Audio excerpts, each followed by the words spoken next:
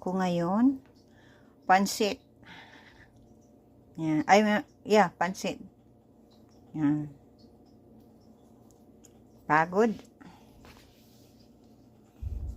At, yan, may, ano yan,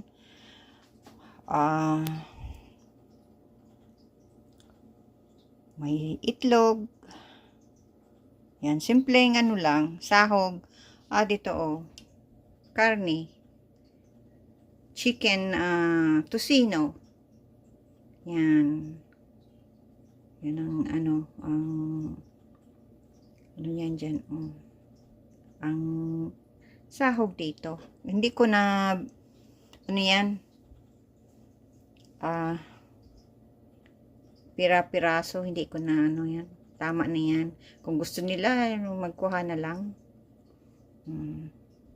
At ito, ayan, may carrot, saka may cabbage. Yan.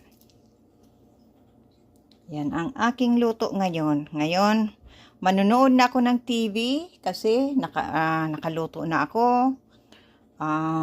Mayroon ng mixed vegetables, mayroon ng nagluluto ako ng kanin at luto na ito kasi ito ang pinangako ko sa mga anak ko. Yan. Yan. Maano na ako. Punta na sa kwarto ko, mapahinga habang nagkakain ng pansit at manonood ng TV. Yan. Yan ang aking gagawin ngayon. Okay? Pagod kaya magluto. Kanina pa ako dito. Nag-umpisa ako alas 4.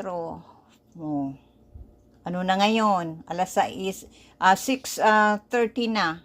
Kalain mo yan. Ilang oras ako dito sa kusina. Nakatindig. Oh my God. Pagod talaga magluto. Kaya, yan. Okay. Yan, ano na.